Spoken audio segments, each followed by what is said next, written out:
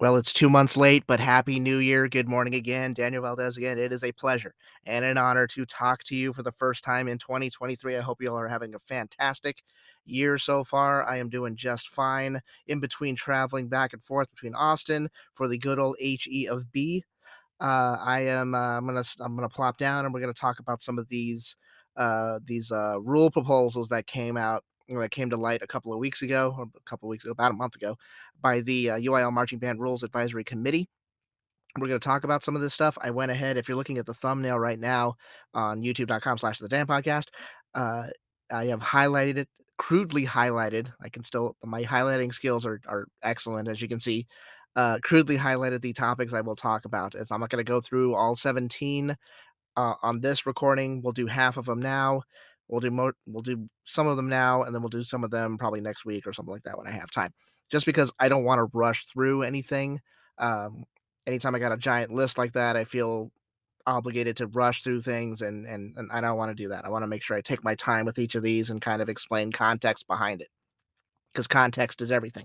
So, couple things. We'll listen to that, and then we'll go through some of these rule proposals. So we're going to go through 1 through 9 today. Couple of things. Number one, keep this in mind. Some of these proposals, in fact, probably most of these rule proposals, will not see the light of day. They'll get voted down. They won't get the votes to advance or whatever. A lot of these will not be implemented. That happens all the time. It just does. There's a lot to consider. There's a lot of explanation back and forth about what the rule proposal means. People raise questions, people poke holes in it, which we should rightfully do. We want to make sure that we're not just putting in rules without any sort of context or uh, educational value into the system. So there's that. Number two, the next spring meeting is Wednesday, May 10th, 2023. It says it on the sheet right there. Hashtag reading is everything. Or what is it? Knowledge is good or something. I forgot it. Whatever. Anyways, give a hoot, read a book. There it is. There it is. That's it. That's an old school one. The parents know what I'm talking about. So it's not like anything's going to be decided anytime soon. We got to get together. We got to get the rules action committee together and hash out what's going on with these rule proposals. Number three, there are no descriptors on these. They're just, it's just kind of the topic, like proposal to such and such. The rationale behind it, the potential costs behind it, because that's something, it's a business decision. You have to evaluate that as well. All that stuff is not at light, it's not to the light of day yet. That gets hashed out at later meetings later on in the year. Um, but knowing how this process goes, talking to directors, talking to design staff and everything, I kind of have a pretty good idea of what's going on here. And I'm going to try to look at everything as 360 as I possibly can, with the tactfulness that you all have come to know and love by listening to my stupid show. So without further ado, oh, by the way, number four, the fact that we even have this list available online for us to talk about, for us to go back and forth on, the fact that we have this list, the fact that it is public and we get to see what's going on with our activity is a very good sign. Anytime you get the administration, anytime you get the suits upstairs to to be as transparent as possible with these sort of rule things, because I mean this could affect how marching band shows are designed, or this could be a supplemental rule that goes together with how marching band shows are already designed. So the fact that they're willing to listen, the fact that they're willing to put these out there, is incredibly good. Now, most of these 20 years ago, back when I was marching, uh, a lot of these would have gotten you laughed out of the room. It would have lost you a lot of respect amongst your peers, and yeah, probably some people probably would have thrown batteries at you. So times have changed. Anything that was a rule 20 years ago, back when I was marching around and waving my hands on the podium, that all that should be on the table. All that should be looked at. Judging systems, penalties, everything. We should look at it, because the activity is a very different thing today than it was 20 years ago. So let's keep that in mind. Cool, cool. Let's go through the process. Marching Band Rules Advisory Committee. There we go. This is from their fall meeting. These are just some new business things that got proposed. So here we go. Starting off with number one, we're calling this. If I give you a nickname, if I give something a nickname, I really believe in it. So we're going to call this Prop 492. Proposal to change the clock structure to 4 minutes, 9 minutes, 2 minutes. What does that mean? 4 minute setup time, maximum 9 minute show time, and 2 minutes to get off the field and get the heck out of Dodge. Prop 492, 4 minutes to set up, 9 minute max show time. Doesn't have to be 9 minutes, but that we're extending it now. Remember, we had the 8 minute rule for the shows. This could be something that we change. Now we go 9 minutes. I've been a staunch proponent of make it 10 minutes and then let the programs decide how much content they want. Looks like we're going to do compromise here, try to do 9 minutes and then 2 minutes to get everything off the field past the goal line so you don't get penalties or get yelled at by administration. Heavy yes on this. This is what I want. Here's why. The modern activity requires that extra minute. You really need that extra minute. A lot of programs, a lot of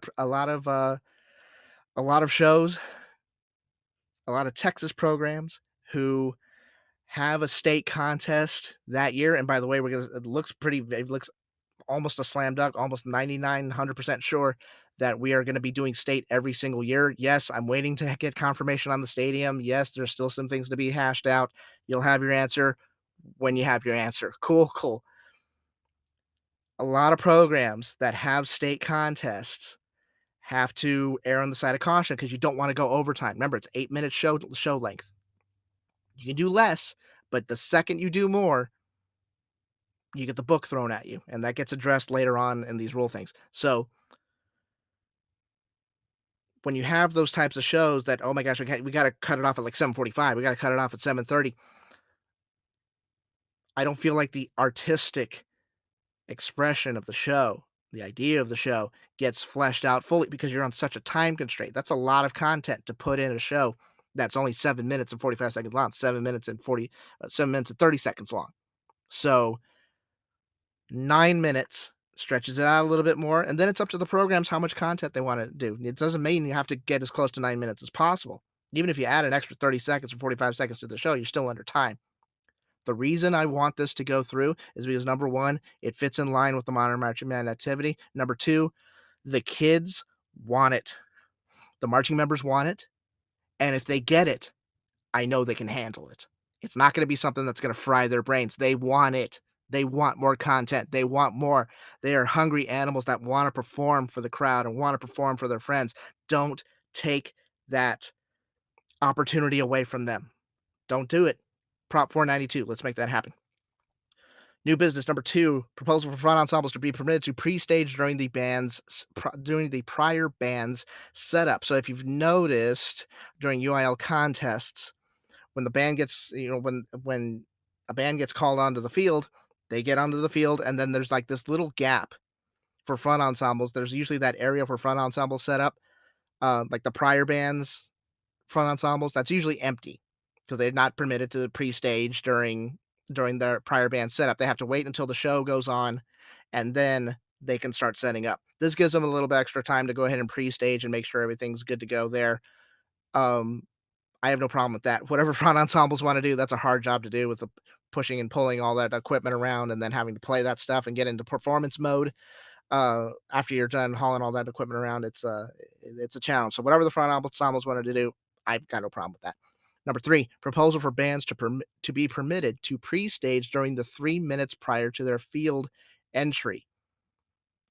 So imagine that you're watching a band on the field, and then you start seeing that other band start coming up. I don't know if you're going to be allowed to go to the goal line for the band while that other program is on. That could mean for just the band. That could get amended for just the band or the set pieces or whatever. Of course, they're not going to be on the field at the same time that prior band is on. Obviously, that's not going to happen. So, just logistical things that we're talking about here, trying to make sure that we try to give the programs ample time to get everything they need to get on the field and off the field. I have no problem with that. It just kind of depends on whether that would be too much of a distraction because now if you put those two proposals, the front ensemble proposal and the band proposal on the same table and they get approved, that is a lot of it could take away, I'm just poking holes in things. It could take away from the program that's actually on the field instead of watching somebody push set pieces and all sorts of stuff next to the goal line. So something to look forward to. Number four, proposal for competition suite to be used at region contest. Competition suite is the tabulation software that's basically used by every single marching band organizer that puts on contest. It's used by WGI. It's used by DCI. It is the gold standard. All sorts of stuff that can be used with that software. Region contest is a little bit different. By the way, UIL uses it for state. UIL uses it for area. Do they use it for area? I think they use it for area. Anyways, region contests, you're not really scored. You're just given a division rating because you're not competing against anybody else. You're just competing against the sheets. That's all you're doing. You're just competing against the sheets and you get a division rating one, two, three, four, five. You get a division one rating, average division one rating by the three judges. You move on to the area contest and then so on and so forth. Competition suite. Obviously, area or regions are going to have to purchase that software, so that's an additional cost that they have to incur. But if we get that going, this opens the door for a couple of things. It opens the door for the possibility for region contests to actually be scored instead of just doing division ratings on a Tuesday at 1 o'clock in the afternoon. Yeah, here's your division one rating. Good luck at area. It's a very matter of fact sort of thing for a lot of programs. If we use competition suite, that means we can kind of score the contest. How would you feel if programs were named region champions? Can we have that? Is that something y'all want? Region 12 region champion, region 18 region champion, region 27 region champion, that sort of stuff. We're already seeing kind of evidence like we're kind of seeing how they want to do things. The area contests, they're going to start naming like not only area champion, but we're going to really put an emphasis like this program was second at area, this program was third at area. They're going to really push for that. So that could be something to see further down the line. Could you imagine having a region champion? Now, whether that affects the other contests, to be seen. But that's something that's a big possibility that region contest could be scored instead of just giving out a division. You can still give out if you want to give out your division rating, fine. But the possibility of a region contest actually being scored and we're giving away trophies and medals there could be a possibility in the future. So stay tuned for that. Number five, proposal to hold top half and bottom half pre-draw for area finals. So essentially, we'd be turning area finals into a BOA regional finals, which they do. Bottom half, they're BOA regionals, regular regionals, 12th through 7th place, uh, mixed up in order, but it's a pre-draw. 12th through 7th place in prelims, mixed up, pre-draw. First through 6th place, mixed up. They perform at the later half of finals. So they're kind of grouped together. That's something the Bands of America does. Now, it's a little bit different because currently, right now, for the area judging system, it can be kind of an issue. Here's what we're talking about. For Bands of America regional contests, what I've noticed since we've started doing that bottom half, top half pre-draw for regional finals, we've noticed that a lot of it's rare, very rare for a program to be in the bottom half of finals and be able to jump that gap to get into the top half for regional finals at the end of the contest. It's very difficult to do that. And there's a multitude of reasons for that. But the UIL system, what we have right now, 3 music judges, 2 visual judges. What we have right now is a system that, whether it was intended to do this or not, it allows for those jumps. It allows for programs that were maybe bottom half at after prelims to make that jump into the top half of to the top half at the end of the night and even get into the state contest. How many times have we seen that when we're going over area results every year? That our program was really high up in prelims and then didn't make state, or a program that was maybe barely making it into finals at area, and then they jump up and they're able to get to state contest. If we put this into place, which I kind of like, if we put this into place, it almost feels like this has to be paired up for something. It really feels like you're gonna have to change the system, and I'm gonna give you evidence of that the next time I do one of these things. So, you may have to change the area system in order to get this top half, bottom half thing to really work, but this is something that's very common amongst, top half, bottom half, a draw for finals. This happens at Bands of America contests. It happens at a lot of local contests have adapted this, so it may just be something that programs are just used to. So, we can talk about more about that later, but that's just something to think about, how top half, bottom half can really make or break things for when the results get announced at the end of the night, depending on how what kind of system we're in and whether that system is conducive to giving you accurate results using that sort of draw. So more of that to come. Number 6, proposal to draw for and schedule state prelims based on area results. There's no descriptor on this. I can only assume that this proposal would put all of the area champions at the very end of the contest. They would basically have their own block because, I mean, there's 9 areas for 6A contest. It doesn't say specifically 6A contest. I'm just assuming that if it doesn't say anything specific to that, I guess it would be conducive to all conferences. So that's kind of what I get from there. Like, hey, if you're an area champion, you're going to go on in the last block. And then all the second place ones go in the next block, third place, fourth place, and then however they want to do it. Now, I think this has unintended consequences. I want to remind you of something. The reigning defending UIL state champions for Conference 6A is Vandegrift High School. The former state champion, Hebron High School, previous year, 2001, they're the state champion. They were a former state champion. What do those two programs have in common? Both of those programs did not win their area contest the year that they won state. That's right. Area H, what Vandegrift's in, Vista Ridge won that contest last year. 2001, Hebron won state. Flower Mound won Area C that year. So a lot can happen in that week. A lot can happen in that week and a half, 2 weeks.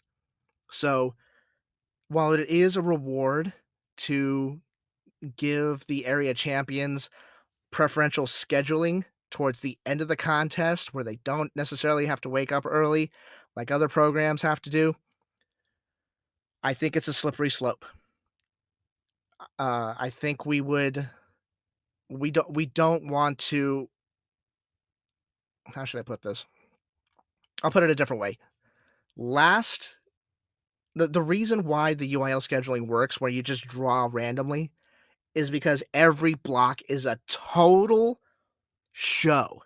It is awesome seeing programs from all over the state. There's an area champion here, and then a little bit later, there's an area champion here, and then there's one over here second, but they actually tied for first, and it's all over the place, and it makes for these blocks to be really, really, really entertaining. You don't want to segregate that schedule. It goes against the spirit of the activity. You don't want to segregate that schedule to the point where, you know, nobody's going to show up to the morning block. Nobody the stadium's going to be empty. The Alamo Dome's going to be empty at the morning block because, oh well, those are the programs that just barely made state, and then everybody shows up to later in the evening when all of the quote good programs are. I think it's a slippery slope, and I don't think we want to do that. So it's an interesting proposal. I think it has unintended consequences. Number 7, proposal to prohibit duplication of any judges from state prelims to state finals in the 5-judge system. Those are the 5-judge system. Those are the for the smaller conferences. For state contest. So like conference 1A, 2A, 3A, and 4A is actually going to the 7-judge system. So 5 judges from state prelims, state finals for conference 1A, 2A, 3A. This proposal says they don't want any duplication of judges. That means you would have a set of judges for prelims, and then you would have a completely separate judge panel for finals. I have no problem with that as long as the UIL wants to pay for extra judges. So that's going to be something. That's something to be talked about. That's definitely a smaller conference issue. I guess they just want fresh eyes on the show. A lot of the time during the five judge system, it feels like if there's one judge who doesn't like what you're doing musically, chances are they may not like what you're doing visually, and then that judge is going to be evaluating the same contest again. So it feels like you're not getting a fair shake. So I completely understand that. So a nice proposal from the smaller conferences to make that happen. Number eight, proposal to amend the penalty for exceeding the 8-minute clock at the region contest from one lowered rating to written reprimand. A lot of words. Let me explain what happens here. If you at the region contest, if you go over time on the 8-minute clock, which is current right now, if you go over time by 1 second, your division rating at region is lowered by one rating. So if you got a division one rating from all three judges and you went over time on your 8-minute show, your division one turns into a division two, which means you are eliminated from competing any further in the UIL system. Go ahead and name another marching band organization, name another marching band body that penalizes you in that way. I'll wait.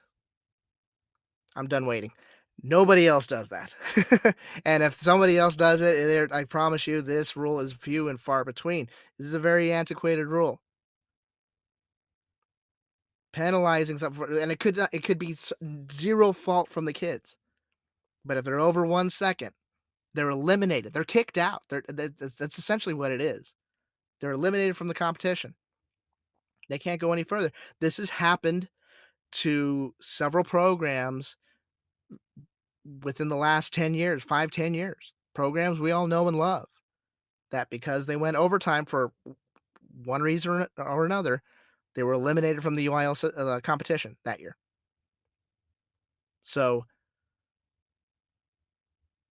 Bands of America, to give you an idea, Bands of America, if you go overtime on your show, they penalize you per second. You get like a penalty, you get like point 0.3 points for every second that you're over the show. Of course, I don't think that has had to happen since back when I was marching, when shows were much, much longer. But changing this rule to a written reprimand, I think that's the way to go. Again, this is something that's been in place since the dawn of man, since the beginning of time. Uh, you go over 8 minutes, that means, it's one of those things like, and I'm not kidding you. This was the attitude back then. This was the attitude back then. The attitude back then was if you went over 8 minutes on your show and you went over time at the region contest, that means you didn't respect the other programs. That means you didn't know how to manage your band. It meant that you didn't uh and you lost respect from your peers and you weren't fit to be a band director in the state of Texas. All of that because you went over 1 or 2 seconds. It's not that dire.